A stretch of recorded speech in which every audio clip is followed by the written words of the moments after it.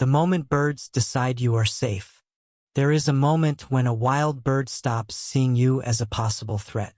Not a pet, not a friend, but something far rarer in the natural world. Safe. It does not happen all at once. There is no single dramatic instant you can point to. It happens quietly. A chickadee lands a little closer than usual. A cardinal stops hesitating before dropping to the feeder. A robin keeps hunting worms while you stand only a few feet away. Most people think these are random moments. They are not. Researchers who study urban birds have documented something remarkable. Wild birds constantly measure risk. Every movement, every sound, every human nearby is evaluated again and again with extraordinary precision. And when a bird finally decides you are safe, its behavior changes in ways so subtle most people never notice them. But once you see the signals, you cannot unsee them. Because the birds that trust you move differently, watch differently, feed differently. Some will begin waiting for you before you even step outside. Some will bring their young into your yard. And one behavior near the end of this video reveals a level of trust so deep that most people completely misunderstand what they are witnessing. Tonight we are going through 9 specific signs that birds have stopped treating you like a danger and started treating you like part of the landscape of home. And the last one changes the way you understand every quiet moment you have ever shared with a wild bird. Number 1. They stop flying away first. The first sign is distance. More specifically, the distance a bird allows between its body and yours before it decides to escape. Researchers call this the flight initiation distance. Every wild bird has one. A bird that does not trust you leaves early, sometimes before you even notice it was there. A bird that is beginning to trust you waits. At first, the difference is small. A mourning dove that used to flush the moment you open the back door now stays on the fence a few seconds longer. The cardinal beneath the feeder hops once instead of exploding into the shrubs. The robin keeps pulling worms from the lawn while watching you from the corner of its eye. This is not laziness. It is calculation. Wild birds survive by measuring danger correctly. If they flee too often, they waste energy.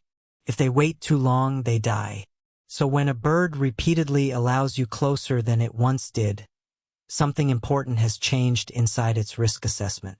It has learned you, not humans in general. You specifically. Studies on urban songbirds show that birds can distinguish between individual people based on movement patterns, posture, sound, and routine. To a resident bird, you are no longer an unpredictable animal entering the territory. You are becoming part of the territory itself. And once that happens, the yard changes. The bird that once vanished at your presence now keeps feeding while you refill the feeder.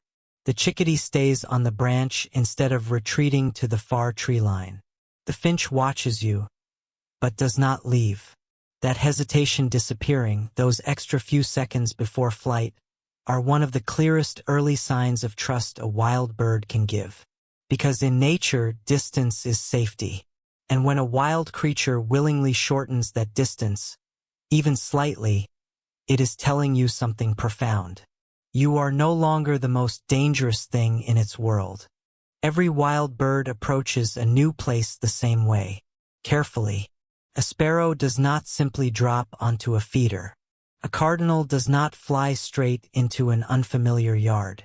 First, they stop nearby and watch. Researchers call this a pre-landing assessment. The bird lands on a fence post, a branch, the edge of the roof. And for a few seconds, sometimes much longer, it studies everything. Movement in the grass, shadows beneath shrubs, other birds at the feeder, and you. The head turns in small, precise motions. The eyes track constantly. Nothing in the yard is ignored, because to a wild bird, landing is commitment. The moment its feet touch the ground, escape becomes harder. And in nature, hesitation keeps small creatures alive. But then something changes. The cardinal that used to sit in the maple tree for 15 seconds before approaching the feeder now drops straight down without stopping. The chickadee that once made 3 cautious approach flights now lands in 1 clean movement. The finch no longer circles first. It already knows the yard. More importantly, it already knows you.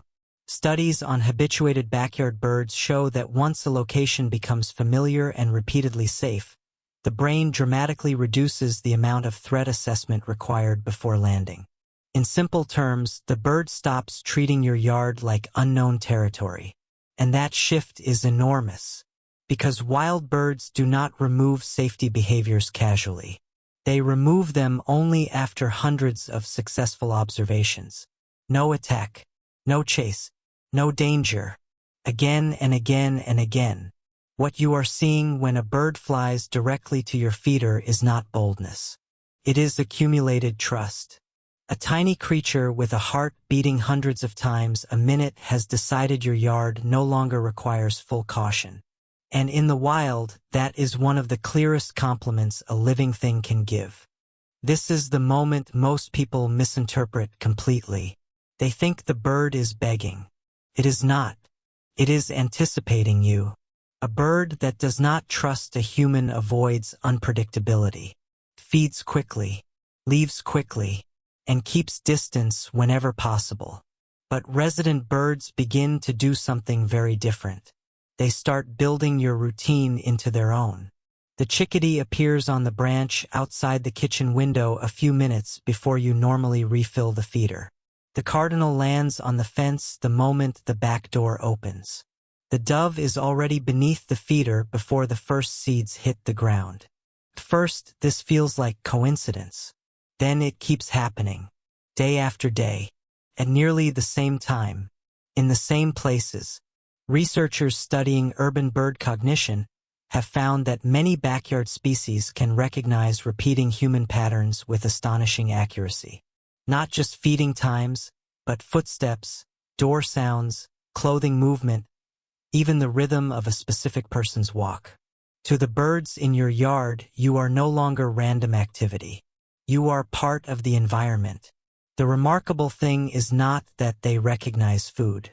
It is that they recognize the source of safety connected to it. A stranger can walk through the same yard and the flock disappears instantly.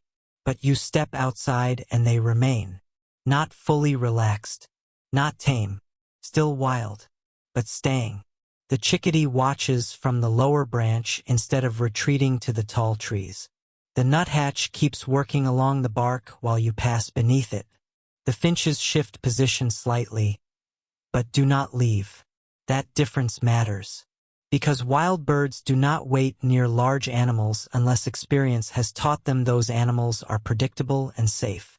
And once a bird begins waiting for your arrival instead of escaping from it, something profound has already happened. Your presence has stopped meaning interruption. It has started meaning stability. A bird singing in your yard may sound random. It is not. For most songbirds, singing is not simply communication. It is territorial mapping. The cardinal singing from the highest branch of your maple tree every morning is not there by accident. The mockingbird returning to the same roof peak at dusk is not choosing that spot casually. Those locations matter. Researchers studying territorial songbirds have documented that resident birds repeatedly sing from specific elevated perches positioned along the boundaries of the territory they consider theirs. Not similar places, the same branch, the same wire, the same corner of the fence. Again and again for weeks, sometimes entire seasons. These perches are selected carefully. High enough for sound to travel, open enough to detect rivals, close enough to defend critical feeding and nesting areas. And when those singing perches appear inside your yard, something important has happened. Your yard has entered the bird's internal map of home. The robin singing from the same branch at sunrise is announcing ownership. The sparrow calling from the same shrub each afternoon is reinforcing territory. The wren shouting from the corner of the porch has decided that this space belongs inside its defended world. Birds passing through do not usually invest energy this way. Transient birds move constantly. Their songs shift location. Their behavior remains temporary. But resident birds anchor themselves to landmarks. And over time, those landmarks become astonishingly consistent. If you start noticing the same cardinal singing from the same branch every dawn, you are not just hearing birdsong anymore. You are hearing a wild animal publicly declaring that your yard is part of the place it intends to live. And in nature, intention repeated every morning becomes something very close to belonging. Number 5. They bring their young to your yard. There is a moment when a bird stops treating your yard like territory and starts treating it like inheritance. Most people never notice when this happens, because by the time you see it, the decision was made weeks earlier. A parent bird does not bring its young into an unfamiliar place. Not accidentally, not casually. A fledgling is the most vulnerable thing in a bird's entire life. Cannot fly well. Cannot recognize danger properly. It does not know where safety is yet. So when adult birds guide their young into your yard, they are revealing something enormous. They have already decided your yard is safe enough to introduce the next generation to. And wild birds do not make that decision lightly. You can usually spot fledglings immediately once you know what to look for. They look unfinished. A young cardinal is dull brown instead of deep red. A young robin is covered in spots. A fledgling chickadee looks puffier, softer, less coordinated. They flutter badly. They miss branches. They beg constantly. And the parents stay close, watching, feeding, teaching. This is the part most people misunderstand. The adults are not just feeding the young. They are giving them a map. That feeder, that hedge, that bird bath, that maple branch near the fence. All of it is being introduced as known territory. Home. Researchers studying fledgling survival found that young birds survive at much higher rates in territories their parents already know well. Because every safe perch, every predator route, every reliable food source has already been learned, and now it's being passed down, literally, generation to generation. If you have ever watched a parent cardinal carry seed from your feeder to a trembling young bird on a nearby branch, you were not watching feeding behavior. You were watching a wild animal introduce its child to the center of its world.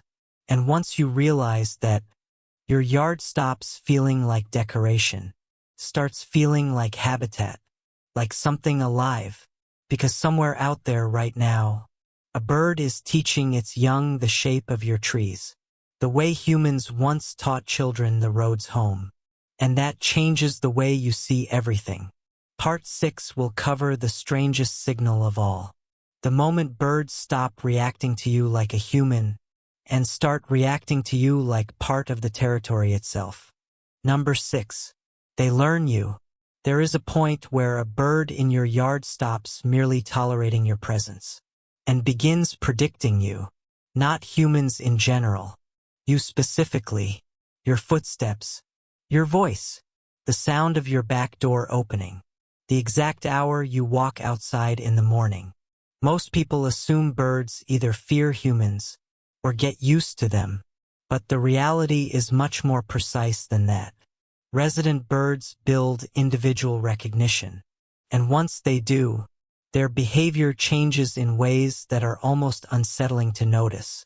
The chickadee that vanishes when a stranger enters the yard may stay perfectly calm when you walk past. The cardinal that hides from everyone else appears on the fence the moment you step outside. Not because it likes you, because it has categorized you. Safe, predictable, familiar. Researchers studying urban bird cognition found that many backyard species can distinguish individual humans by movement patterns, voice, clothing color, even walking rhythm. To a resident bird, you become part of the landscape. not emotionally. Biologically, your routines become environmental data. And once that happens, something subtle shifts. The birds stop interrupting their lives because of you. They continue feeding while you refill the feeder. They remain on nearby branches instead of fleeing completely. They watch you, but they no longer treat your presence as an emergency. That change is incredibly important, because wild birds do not reduce caution without reason. Caution is survival. Every bird alive in your yard today exists because its ancestors were suspicious enough to survive predators. So when that caution softens around one specific person, it means thousands of successful observations have produced the same conclusion. You are not a threat, and there is something strangely moving about that. A creature with no obligation to trust you, slowly deciding over hundreds of encounters that your presence belongs here, not as owner, not as master, just another predictable part of the territory. The tree, the fence, the feeder, you. And once a bird reaches that stage, your yard is no longer simply a place it visits. It has become part of the structure of its life. Part 7 is where everything becomes bigger than individual birds. Because the birds in your yard are not living there alone. They are forming a community. Number 7. Your yard becomes a bird community. This is the moment most people never fully understand. The birds in your yard are not living separate lives around the same feeder. They are communicating with each other constantly, across species. And once that starts happening regularly, your yard has stopped being a feeding spot. It has become an ecosystem. Researchers call these groups mixed-species flocks. But that phrase sounds far smaller than what is actually happening. Because these birds are not randomly gathering together. They are building a shared survival network. The chickadees usually become the center of it. Their alarm calls are so reliable that other birds actively listen for them. Nuthatches listen. Titmice listen. Woodpeckers listen. Even cardinals and sparrows react to chickadee warnings. And the remarkable part is this. Those responses only become precise after birds spend enough time sharing the same territory. A passing bird does not understand the local language yet, but resident birds do. They learn which calls mean hawk, which sounds mean cat, which movements are harmless, which branches are safe. Over time, the entire yard develops a kind of collective awareness. You can actually watch this happen. A chickadee freezes, and suddenly every bird at the feeder disappears. A blue jay screams from the oak tree, and birds dive into cover before you even see the hawk. One signal moves through the entire yard in seconds. Not chaos, coordination. And once you notice it, the yard never feels quiet again. Even in silence, information is moving constantly between birds you once assumed barely noticed each other. But they do, because survival rewards cooperation, especially in stable territories. That stability matters. Birds only build these layered communication systems in places they expect to remain, places they know well enough to trust. Which means something extraordinary may already be happening in your yard right now. Not isolated animals, not random visitors, a functioning wild society, living around your trees, using your shrubs, depending on signals passing between species every hour of the day. And most humans walk past it without ever realizing it exists. Part 8 is the final signal, and it changes the emotional meaning of everything we have covered so far. Because the last thing resident birds do in a territory is something few people ever talk about. Number 8. They stay until the end. There is one final sign that a bird truly considered your yard home. And almost nobody talks about it, because it is quieter than all the others. A resident bird usually dies inside its territory, not somewhere distant, not far away in some unknown place. Close to where it lived. Researchers studying wild bird mortality found that territorial birds overwhelmingly remain inside familiar ranges near the end of their lives. Even when weakened, even when injured, their instinct is not to wander. It is to stay near what they know: the dense shrub, the nesting tree, the feeder route, the protected corner of the yard they memorized over years of survival. And once you understand that, something changes emotionally. Because if you have ever found a small bird in your yard that seemed untouched by predators, there is a chance you were looking at a resident. A bird that spent years there, singing from your branches, caching food in your bark, teaching young birds where safety was, remaining in the same territory until the end. Not because birds think about home the way humans do, but because survival creates attachment, and attachment creates place. That is what most people miss about backyard birds. The ones who stay are not customers visiting your feeder. They are living entire lives inside the environment you helped create. They wake there, hide there, raise families there, learn danger there, and eventually, many of them die there too, all inside a territory that may only cover a few houses, a few trees, a single yard. Your yard, which means something extraordinary may already be true without you realizing it. A wild creature looked at every available place around it and decided this small patch of earth was worth building a life around. That is not a small thing. That is one of the rarest kinds of trust nature offers. The signals were always there. The shortened safety scans, the repeated singing branches, the precise arrival times, the hidden food caches, the fledglings learning your trees, the birds recognizing your footsteps. You just did not know how to read them before. Now you do. And the next time a cardinal lands without hesitation, or a chickadee waits nearby while you refill the feeder, you will understand what you are actually seeing. Not a visitor, a resident, a life unfolding beside yours.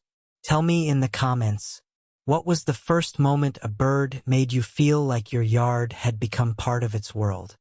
Most people think a backyard becomes important because of what humans build in it: the fence, the garden, the feeder.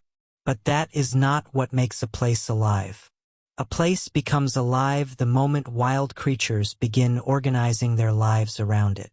And somewhere along the way, without ceremony, without permission, the birds in your yard may have already done exactly that. The cardinal that no longer hesitates before landing. The chickadee hiding seeds in your trees. The robin returning at the exact same hour every morning. The fledglings learning where safety is beneath your branches. None of those things are random. They are decisions. Tiny decisions repeated thousands of times until a wild animal slowly transforms a piece of land into home. Your home. Their home. Shared. And maybe that is why these moments affect people so deeply once they finally notice them. Because modern life trains us to believe we are separated from the natural world. But the birds never fully accepted that separation. They have been watching your routines, learning your yard, memorizing your trees, building generations of survival around spaces humans barely notice anymore. All while most of us walked past the window without realizing an entire hidden society was unfolding outside. But now, the next time a bird lands confidently on your feeder, or waits nearby while you step outside, or sings from the exact same branch at dawn, you will understand what you are really looking at. Not coincidence, not instinct alone, but trust built slowly across time. A wildlife choosing to remain near yours. And once you see that, it becomes impossible to unsee.